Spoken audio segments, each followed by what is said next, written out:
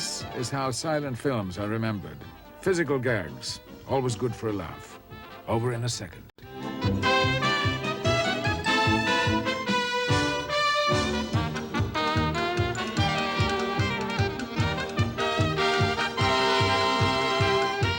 But behind the comedy lay a world of painstaking planning, immense courage, and physical skill. The world of the stuntman.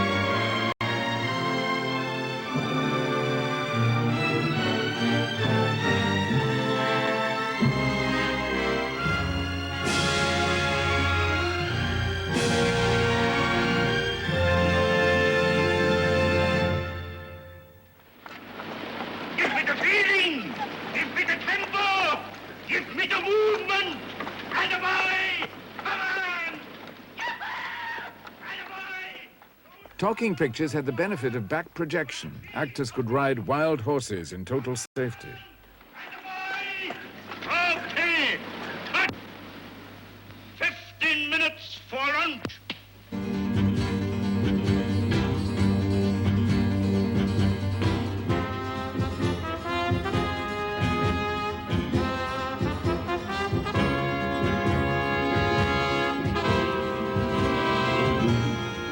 In the silent days, back projection had yet to be invented. Whatever stunt you saw on the screen had actually been achieved, either by the actor himself or by a stuntman doubling for him.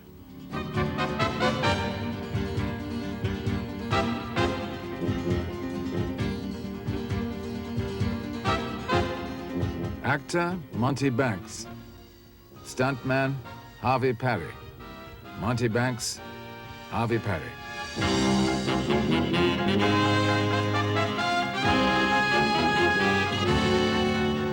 A good stuntman, his mind has to be at least 14 feet ahead of his body. That's the way he can stay alive, you know. Harvey Parry came into pictures before the word stuntman was coined. In the days, years ago, they would go out in the street like an old Paramount studio, not Paramount, it was called Brunton Studio. And they had the pepper tree out there with a great big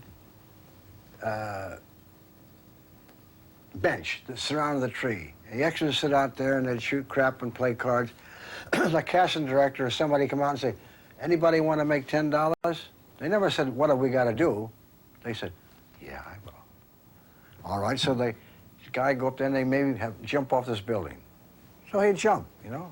If he made it, fine. If he didn't, he got free room and board in the hospital for a while. With so many people struggling for so few jobs, volunteers for danger were plentiful. On a vast pyramid built against a hill in Santa Monica, Cecil B. DeMille staged this 1917 battle scene. He encouraged the extras to fight and not to worry about getting hurt. And Cecil said to one man, I will give $5, I believe it was, that was a bounty in those days, to anyone who will roll down the flat side, not on the stairs, but the flat side of the pyramid. And down slid and rolled the man, and of course he would roar when he got to the bottom. And I remember his being taken aside and painted with iodine. Well, he didn't yell and scream, but I don't know why he didn't. It was one of the horrible things I saw.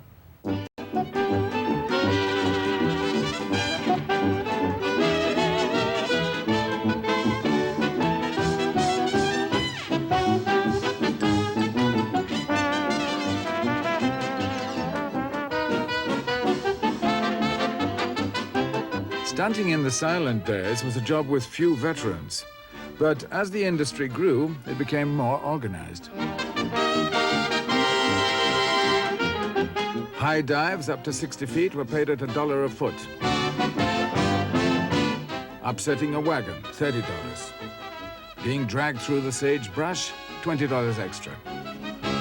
Motorcycle to plane transfer, $100. But often, stuntmen were on a weekly salary, $150 to do everything.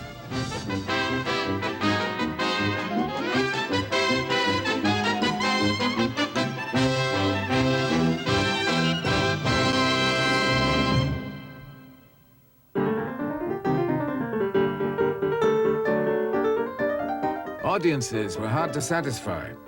Each week on the news weeklies, they could see real crashes like these. They would not accept fake crashes in the weekly serial. Harvey Parry specialized in car wrecks. That was uncalled for. I couldn't help it. The car just got away from me. Maybe I was going too fast. And it was an old, I think it was an old Winton or something like that, an old car, open car.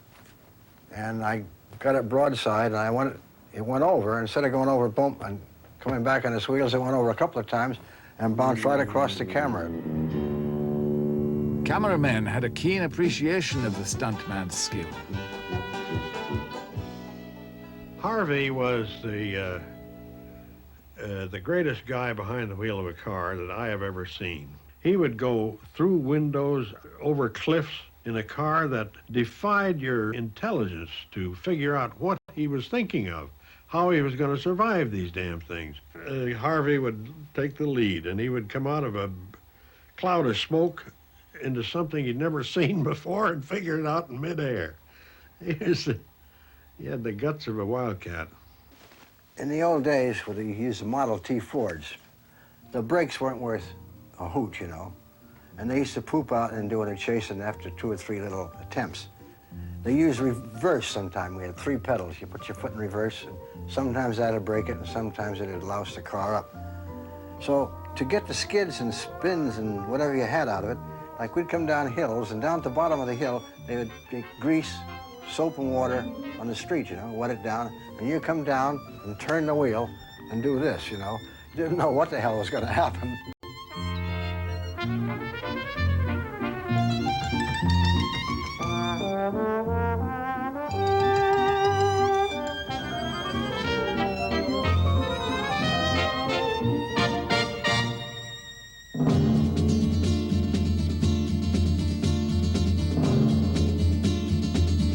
The big stars seldom took big risks, but lesser-known actors, particularly in westerns, were expected to do at least some of their own stunts. Fred Thompson was an Olympic athlete who had become a cowboy star. In this western, his director, Al Rogel, set up a chase sequence down the steep gradient of the Hollywood Hills. We were using the stagecoach, which had run away, and Fred was to pick up the team. In order to get Fred and the horses and the depth, the scene and the ravine and whatnot, we had these 2 cameras set on the back of the stagecoach, and to keep the stagecoach from wobbling too much, we'd had, I don't know how many sacks of sand that we put down in the boot and in the coach. So it was extremely heavy, and I was up there watching it and gave the signal, and the horses started out, and Fred made his transfer right on a turn, and the horse went down. The wheel horse went down, and Fred went down with him, and the coach with 4 men and all this sand went over both of his legs. And he went to the hospital and was there for, we didn't know how long, but the picture was finished. I let that go to the last scene in the picture. And that's where Yakima Canutt got his great idea, which he has done 1,000 times since. I picked up Yakima Canutt under the wheels of the stagecoach, hanging on to the rear end and working on his stomach up under the coach and onto the tongue and working his way on up to the leaders and pulling them up at the edge of the cliff. Now that becomes a famous stunt, and it was all done by accident.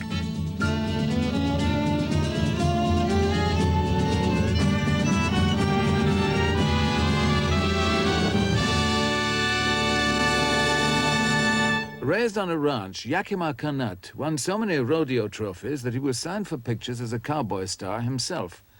But what fascinated Canutt were the mechanics of stunt work. When I first went into pictures, there was falling off a horse, upsetting wagons, rigs, what they called a bulldogging, where you'd ride up alongside of a man, grab him, pull him off the horse, go down between the horses. Half the time, horses would step on you and skin you all up. So I started taking these gags and building them up, making them a little different. The bulldogging, I pulled my stirrups up shorter, ride up, I'd make a jump and light on behind the fella and grab him and turn a flip off the horse backwards with him. I tried to keep one notch ahead of the rest of the stuntmen, which there wasn't too many of them in those days anyway. In 1926, Canutt starred with a horse called Rex. Rex had already killed a man in Colorado. This was a horse that you had to keep your eye on at all times. Even though I rode him in the scenes and worked with him a lot, you never could tell when he was going to turn and attack you. Rex was more dangerous than Canutt expected. He gave the director, Fred Jackman, an ultimatum. I'm gonna do the scene under one condition. He'd let me take the horse and take him into the training stable, take him into the arena and work him for 1 hour. And he said, well, what'll you do? I said, well, I'm gonna take a billiard cue and a whip. I hope I don't have to use the billiard cue, but when I come out of there, he'll have a little respect for me. And so the director said, well, okay. He owned half interest in the horse. He said, okay, go ahead. So I took him, and this horse, I put him through his work fast. I could making him work faster and faster till I got him angry. And then he turned and charged me, and when he did, I just backed up, sliced him across the nose with this buggy whip, backing up to get my billiard cue. And we come back and we did the scene. He charged in, and every time I'd holler at him, he'd stop.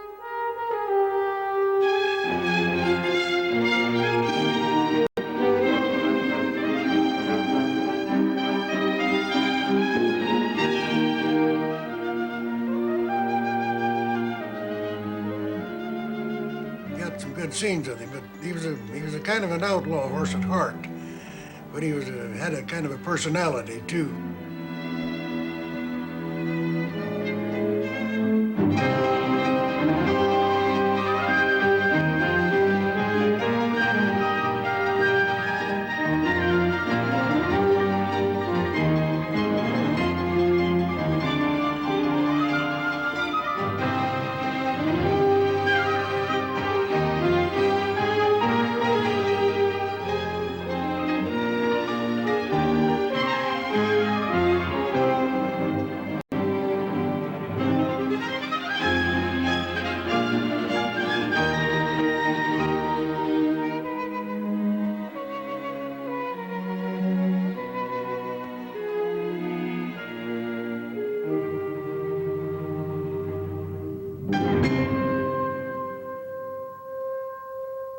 But you see, you had a different breed of cat then than you have now.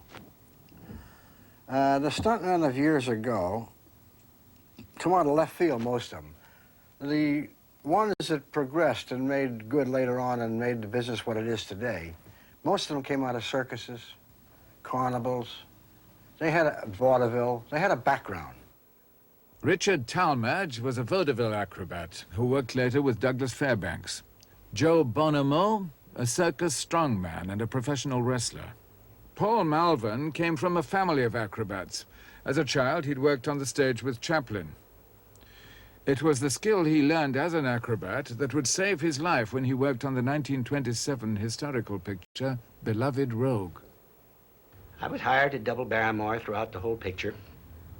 And we come to the situation in the picture where the three beloved rogues, who was Max Swain, Slim Somerville, and John Barrymore at that particular time in France, they were Robin Hoods They were trying to feed the people of Paris. So up on the tops of the walls of Paris, they had a great big catapult built, which was about 30 feet long, and the vagabonds were up there filling this thing with cabbages and carrots and turnips and so and whatnot, food enough to throw it into the city of Paris for the poor people.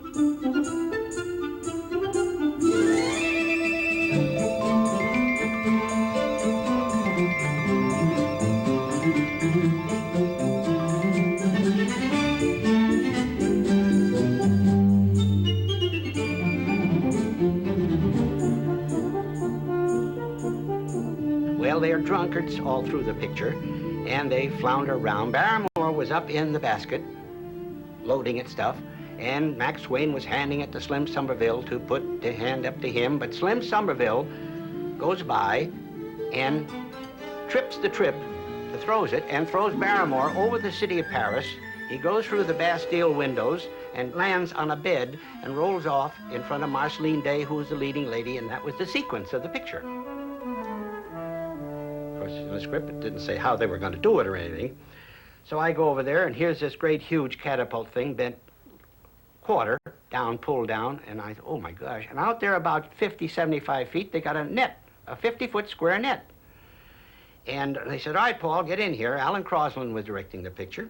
He says, all right, Paul, we're ready for this. And he said, get in. He said, we'll shoot you. We do the shot now. And I said, wait a minute, Alan. I said, you intend to put me in this thing and shoot me into that net out there? He said, yes. He said, that's the first shot of the sequence of going over the city of Paris. And I said, well, just a minute now. You're playing with my life. How do you know I'm going to land in that net? And they said, well, just a minute. So they call in the engineers, technicians, and so forth. And they said, oh, hell, Paul, it's all figured out mathematically. And I said, well, it might be mathematically to you. I said, but I'd like to see something done. He said, oh, you're just wasting time. We've got this figured out on the blueprints and papers. I said, well, look, this is my life now. Let's put a sack of sand in. I weigh 165 pounds. Put a sack of sand in there and let's see what happens. Oh, well, all right. Crosland said, okay, Paul, let's put it in for Paul. They put a sack of sand in there and they tripped it. It went 1.5 blocks through the top of the stage. That sack of sand, I said, there goes your mathematics. All to hell, boys.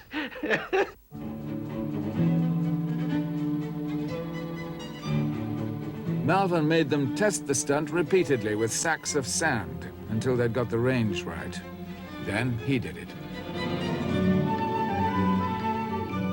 But another angle and a further stunt were required. Now that was quite a deal.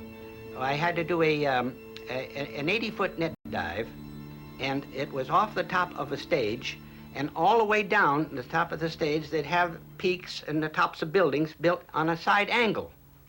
The camera then was placed on a side angle over on the side. So consequently, when I dove off into the net, and they shot it from the angle that they would straighten it out, I was going over the tops of the buildings and the points and everything else. I did that in 2 different deals so that we had showing me progress across the city of Paris.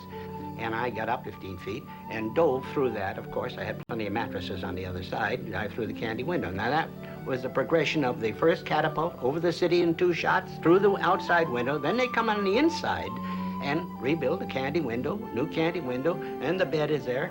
And now I could stand right outside of the window and dive right straight through, down onto the bed, and of course, they'd cut and Barrymore would come in right after that.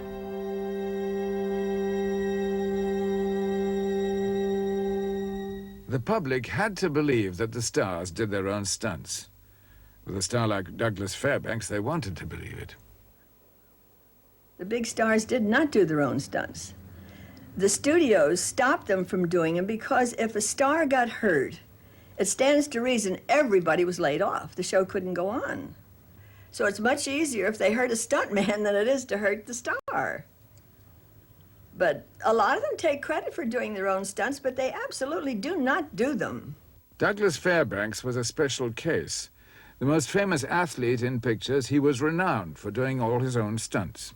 Yet, as these outtakes from the Gaucho demonstrate, even he employed stuntmen. The stuntman did the stunt, Douglas Fairbanks refined it. But some stunts were filmed in such long shot that it was pointless for Fairbanks to do them. pointless and risky.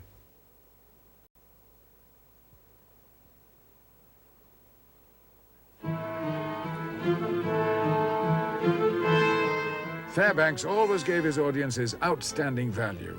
He combined an enthusiasm for history with a bravura sense of filmmaking.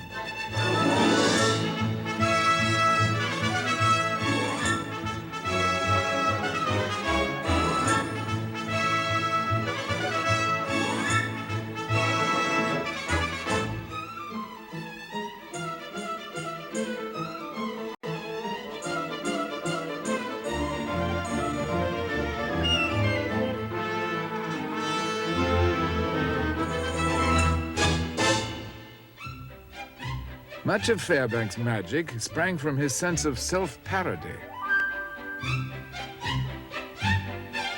He relished the chance to introduce in each new picture more and more ingenious tricks and stunts.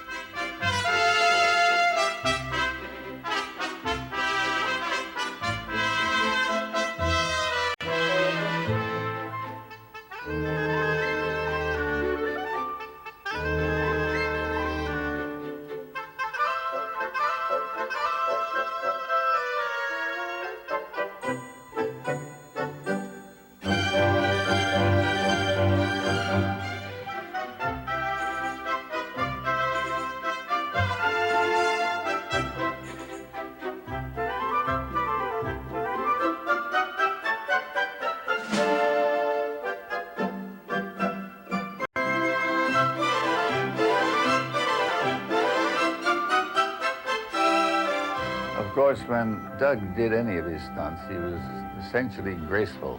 That's the one thing we struggled for, and I insisted on. There was never to be any evidence of an effort on his part. Now, when I did them for him, to show him what was expected, I was necessarily awkward. I weighed maybe 40 pounds more than he did, although I was his height. But I did it by sheer muscular push, while he did it gracefully. If I struggled through the air, he floated through the air. And everything we did was based on measurement of his reach. Never did he reach with a great effort. It was a handhold was ready, he was there to pull him.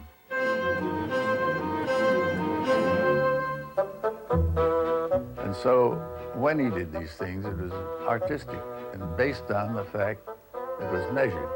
We had stairs specially built so that he would gracefully go up and down them.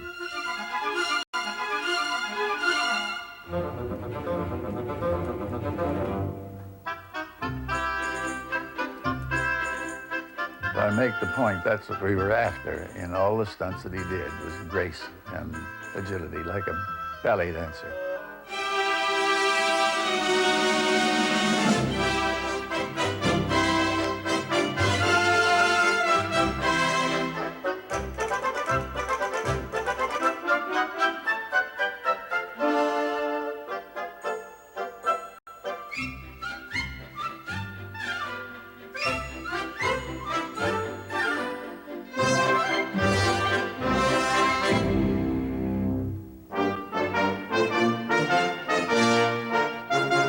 Black Pirate, directed by Al Parker, Fairbanks captured a Spanish galleon single-handed in the new process of Technicolor.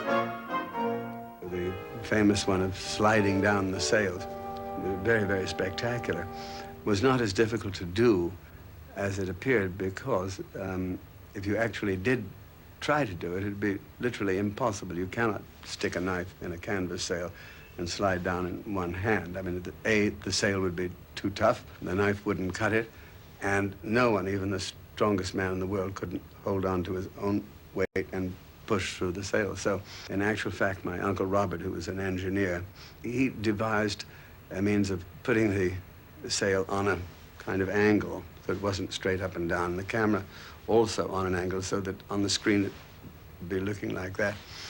The sail had been pre-sliced and then stitched up invisibly so it was just minor stitching, so it would split anyway. And so in one scene, the knife would go in, be a quick cutaway, and the next time, actually there was a fixed knife was already there with a counterweight back of the sail that you didn't see, that we would just hold on to like a lift, something with a counterweight and wires that would just haul him down through this pretty slick sail.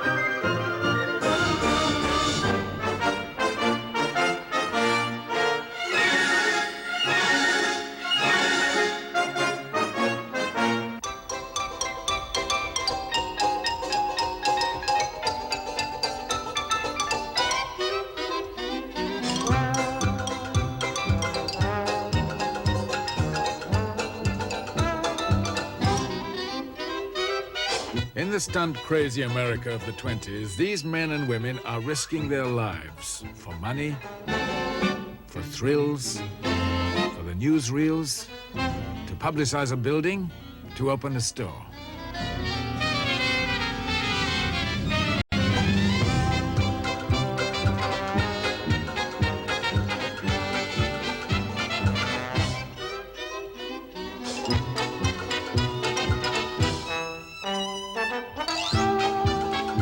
When comedian Harold Lloyd saw a human fly climb the Brockman building in downtown Los Angeles, he was horrified, hid his eyes, and had the idea for his most famous comedy, Safety Last.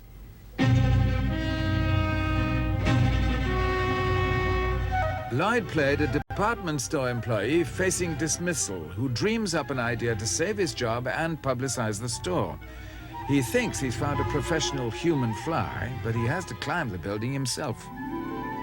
The film was alarmingly realistic, and many in the audience hid their eyes. In other words, they're up just as high as you see them. People are underneath it at the time we photographed them, but I remember C.B. DeMille, I think you, a great producer, he saw a picture we did called Safety Last, and he came out and he says, you know, Harold, if I hadn't have known that you were just a few feet off the ground, he said, you'd have had me really scared. And I said, well, CB, I said, I got news for you. We were up there. And I started telling him how we did it, and finally he says, look at the palms of my hand. He says, they're all damp.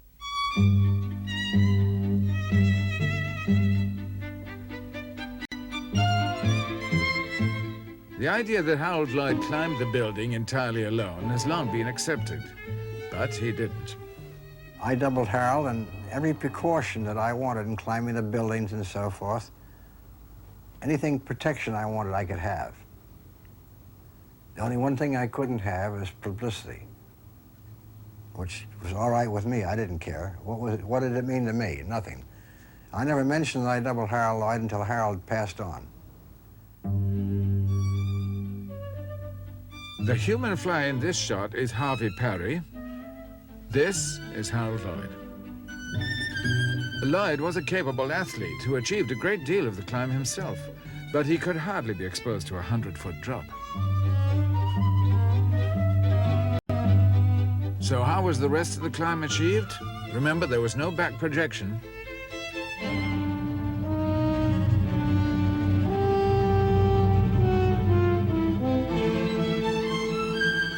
Lloyd had to be as high above the ground as he appeared to be. The answer was as simple as it was ingenious.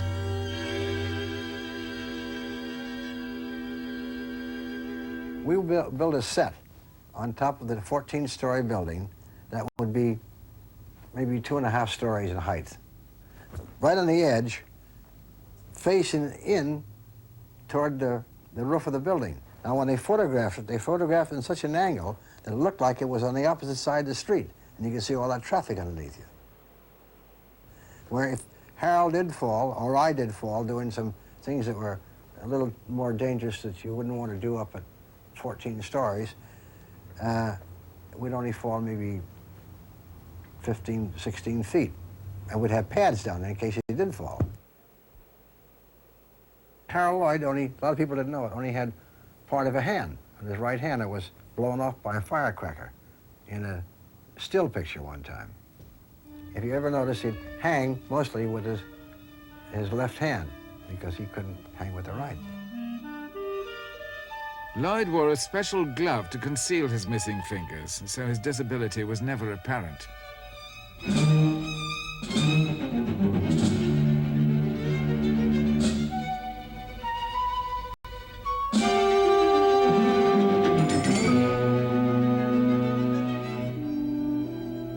Harold couldn't stand height, although he did safety last and feet first in those things.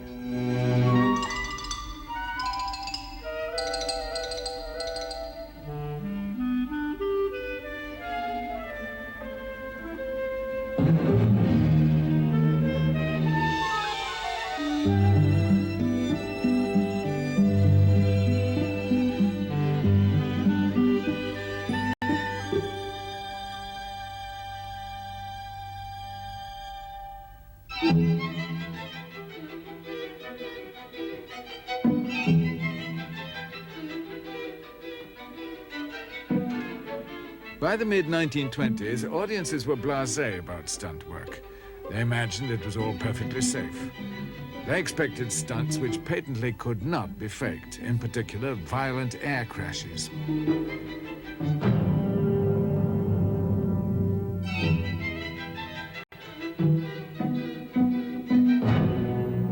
The man most in demand for this kind of work was Dick Grace, who kept this unique roll of film showing the best of his stunts and those which didn't quite come off.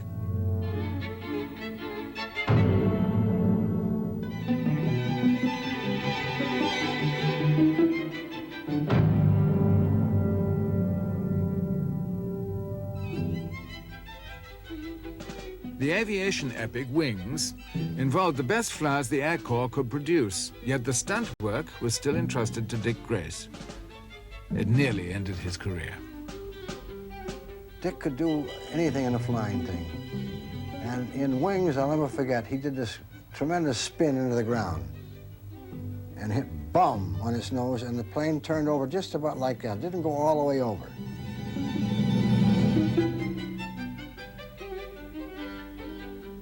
And we all ran over because we figured he may have got hurt, you know. Billy Wellman was there, and Bill says, "You all right, Dick?" Dick says, "I'm okay." He said, "Well, come on out." So Dick undid his belt, not figuring he would hang it upside down, and right on top of his head and broke his neck.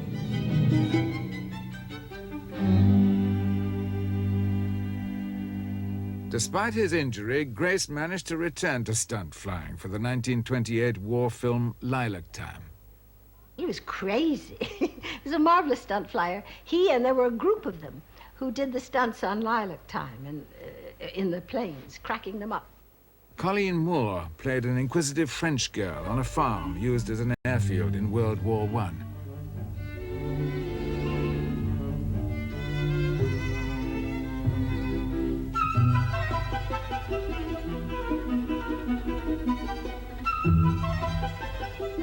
And I'll never forget, Dick came to the director and he had a stick, and they walked out and he said, "Now," and he drew a cross in the dirt. He said, "Now, is this where you want me to crack up?" And the cameraman and the director said, "Yes." Now he said, "Do you want me with the wings toward you, or do you want exactly how the crack up was?" And they told him.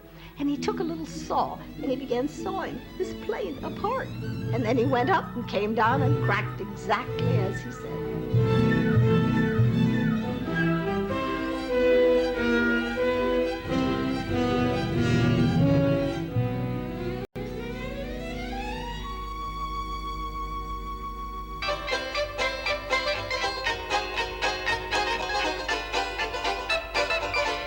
Stunt flyers were known as barnstormers.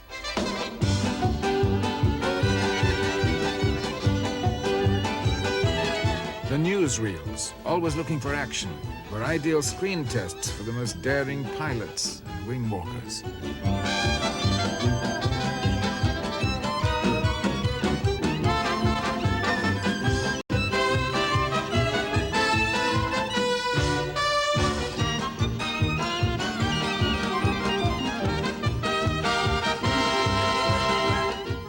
charismatic of the showflies was Ormer Locklear.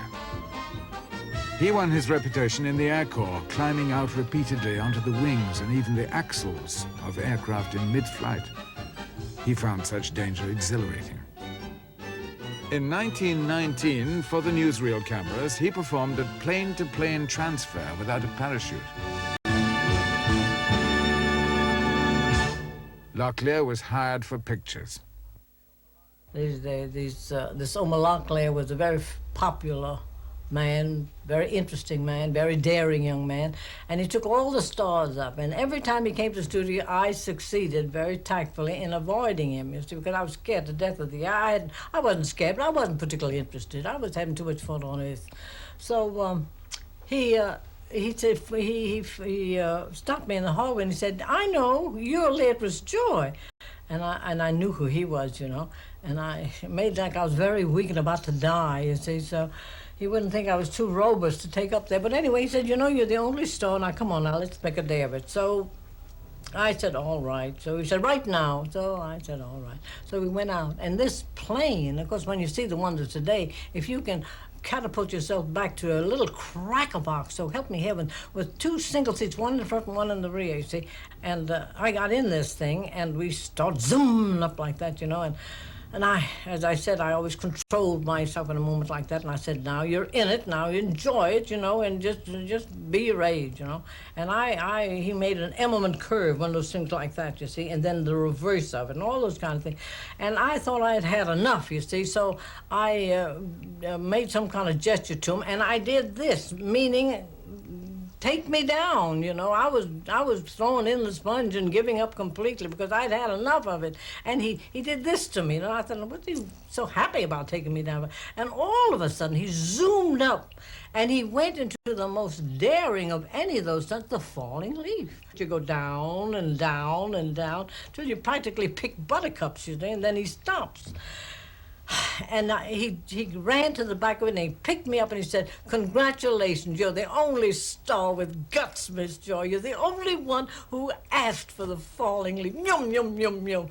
And I didn't have the courage enough to say, that was my sponge I was throwing out, you know. Locklear was particularly interested in an actress called Viola Dana. I looked at this great big handsome man, and he looked at me and he said, "Would you like to go up with me?"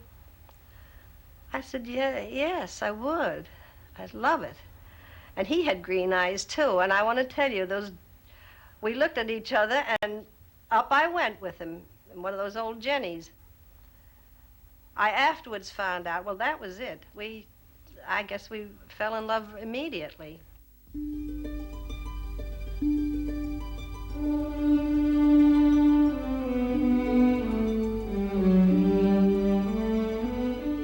Done everything in a plane that's to be done.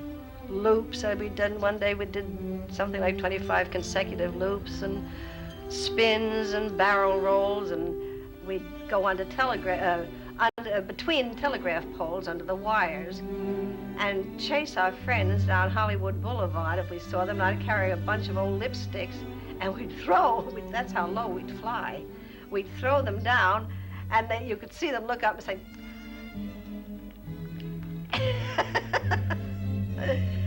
of course, I think they got after him, too. He had to leave town. He hid out for about a week. Locklear continued to appear at shows around the country, keeping in touch with an anxious Viola Dana by telephone and telegram. "There's nothing dangerous in the work," he insisted. "I do absolutely nothing that could be called a risk of life. Everything I do is planned methodically and is absolutely safe."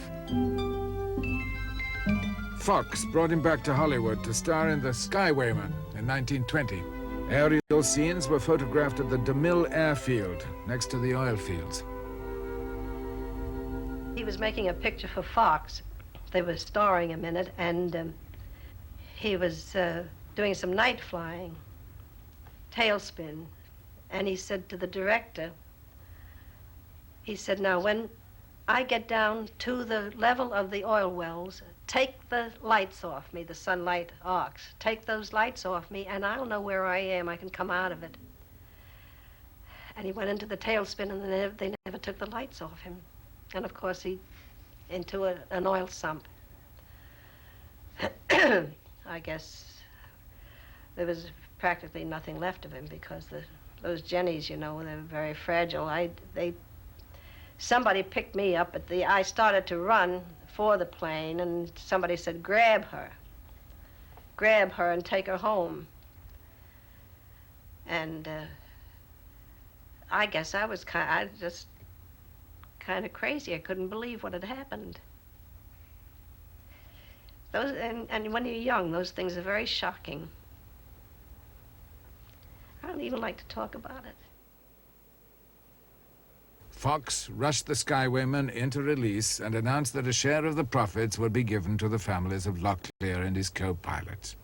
10%. 2 years later, Universal made a serial called Around the World in 18 Days. Aerial stunts were increasingly popular with audiences and increasingly hazardous for the men who tried them, like Gene Perkins.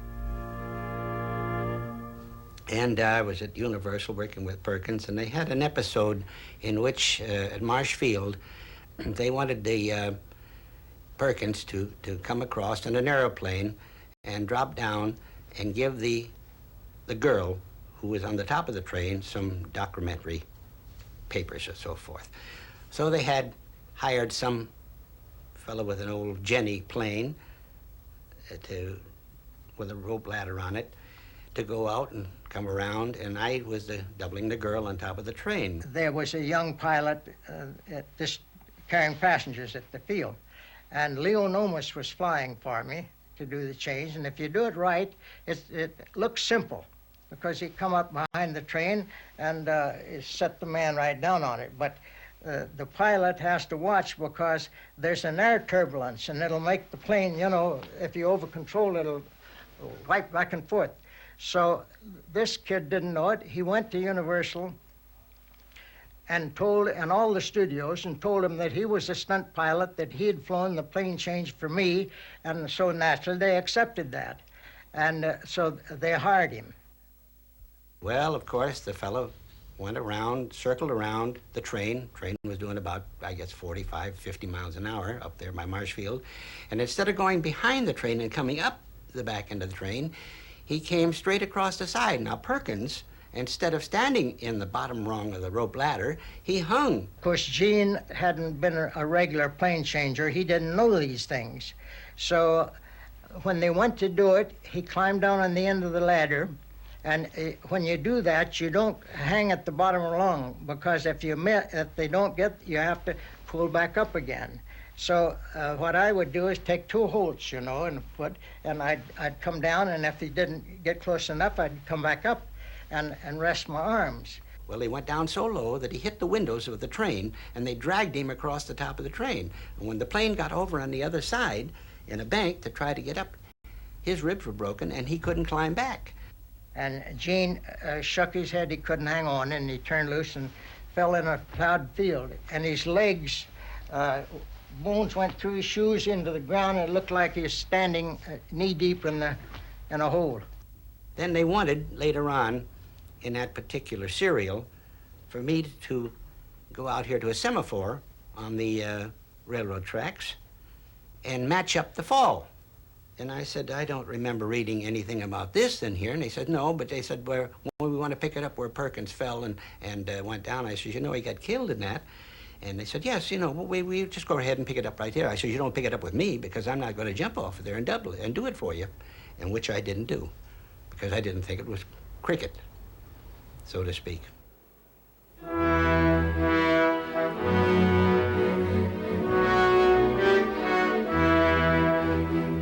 MGM's epic, The Trail of '98, was a story of the Klondike Gold Rush. Shot on location, no expense spared.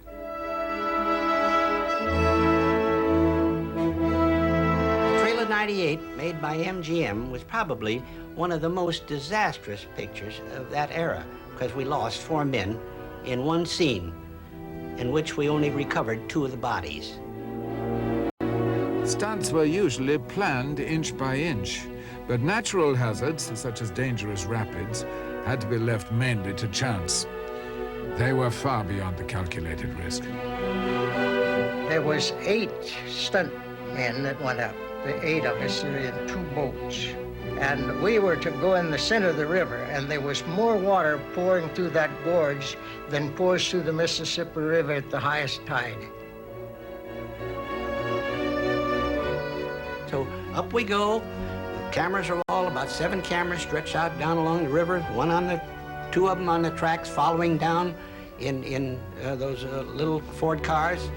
And so the rocket went up and all these boats shoved off. Well, I want to tell you, my boat, when I looked out there and I came down that first thing and went down into that first swell, there was a wall of water in front of me that was breaking back this way, higher than this room, which is a good 8, 9 feet higher, or maybe 10 feet, falling back. Well, of course, I shipped water immediately.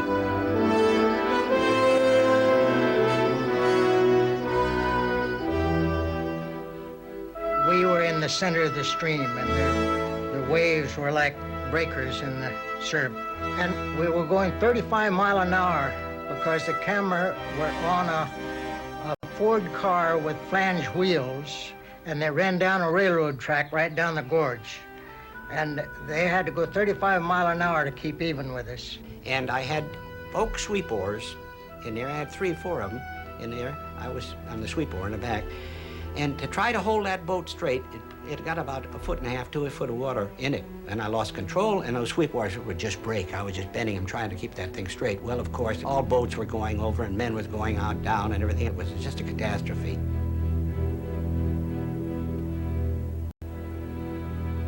Safety ropes had been run across the river, fitted with loops. The second unit director was supposed to arrange for the loops to be reinforced with wire, which would hold them open.